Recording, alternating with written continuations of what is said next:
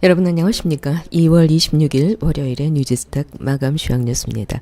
오늘은 개인들의 매도세가 강했던 하루였습니다. 평창 동계올림픽이 끝나게 되니까 서서히 불거지는 지정학적 리스크로 인한 우려감 때문에 일단은 환매하고 보자, 이런 심리 때문인 것으로 풀이됩니다. 코스피 종합지수는 6.13포인트가 오른 2457.65로 끝났는데요. 갤럭시 9 기대감에 삼성전자가 상승을 했고, 또 셀트리온, 코스피 이전으로 셀트리온도 코스피 상승에 플러스 알파 역할을 한 것 같습니다.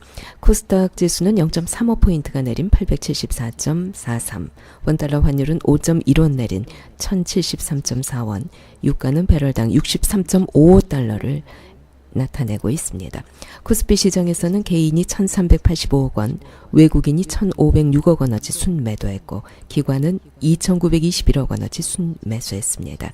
코스닥 시장에서는 개인이 1,048억 원어치 순매도했고, 외국인은 447억 원, 기관은 811억 원어치 순매수했습니다.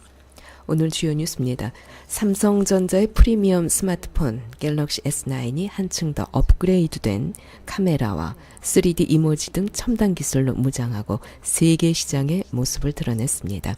고동진 삼성전자 IM 부문사장은 현지 시간으로 25일 세계 최대 모바일 전시회인 모바일 월드 콩그레스 2018 개막을 하루 앞두고 스페인 바르셀로나 피라몬주익에서 각국 IT 업계, 언론사 등 5천여 명이 지켜보는 가운데 상반기 전략 스마트폰 갤럭시 S9과 갤럭시 S9 플러스를 공개했습니다.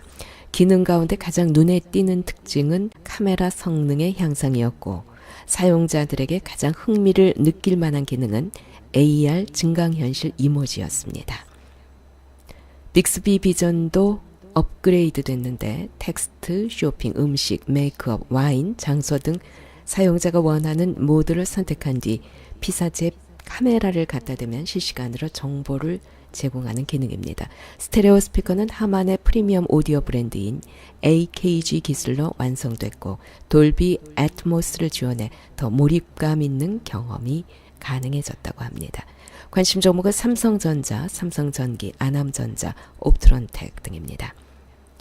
2018년에도 투자자들의 제약바이오 섹터에 대한 인기는 계속되고 있습니다.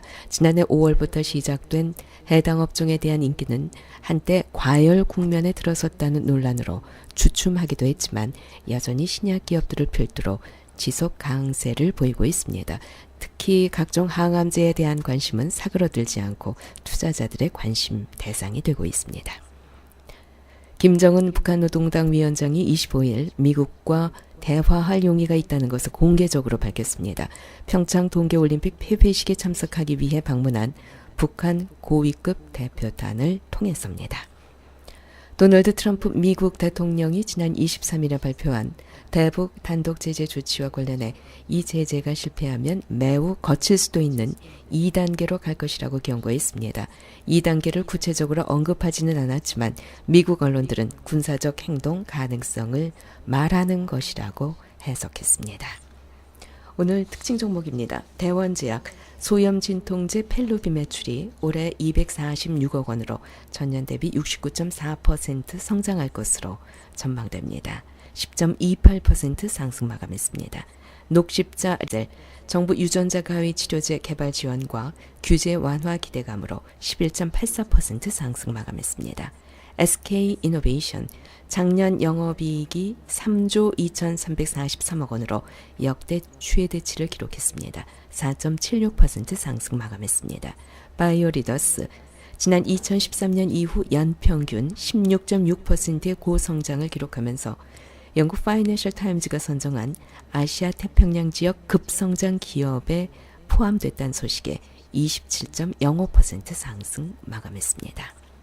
시장의 단기 전망입니다. 제롬 파월 신임 미국 연방준비제도 의장 청문회가 이번 주에 진행됩니다. 전문가들과 투자자들의 눈이 이제 이 파월의 입으로 향하고 있는데요.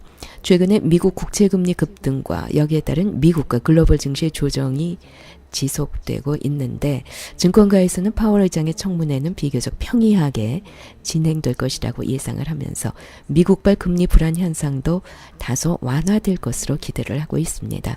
미국의 기준금리 인상 횟수가 기존 예상치보다 많아질 것이다. 이런 예상도 있습니다만은 연준에서 바라보는 금리 인상 횟수와 투자자들이 예측하는 금리 인상 횟수의 격차가 줄어들고 있는 점도 엿보이기 시작하고 있습니다. 만약에 파월 의장의 청문회가 시장의 예상을 크게 벗어나지만 않는다면 국내 증시도 비교적 안정세를 되찾을 것으로 예상됩니다. 그런데 이제 트럼프 행정부 감세와 더불어서 재정 확대 정책이 모두 통과됐죠. 그로 인해서 장기 금리가 오르고 있습니다. 금리가 오른다는 것은 이제 피할 수 없는 현실이 됐고요. 이 부분에서 우리가 체크해 봐야 될 것이 금리 인상과 기업들의 이익 증가 속도를 비교하는 것입니다. 금리가 오르더라도 기업들의 이익 증가가 더 빠르다면 중립금리 이하에서의 금리 상승은 호재가 될 수도 있다. 이러한 점을 꼭 기억해 놓으시기 바랍니다. 지난 FOMC에서 강조했던 것처럼 금리 인상의 속도가 완만하게 이루어진다면 중립금리 이하에서의 모든 조정은 매수의 기회가 될 수 있을 것입니다. 그런데 우리 국내 증시의 경우에는 지정학적 이슈가 해결되어야 한다는 전제가 붙게 됩니다. 지금 평창 동계 올림픽이 끝나고 이제 국내에서는 과연 북미 간의 대화가 이루어질 것이냐, 그래서 평화 모드가 우리 앞에 전개될 것이냐, 그 점이 상당히 이슈가 되고 있습니다. 우리 모두의 바람은 평화 모드로 들어가는 것이겠죠. 바람이 강하다면 이루어질 수도 있겠다. 이런 믿음을 가지고 지켜보셨으면 좋겠습니다. 2월 26일 월요일에 뉴지스탁 마감 시황 뉴스였습니다.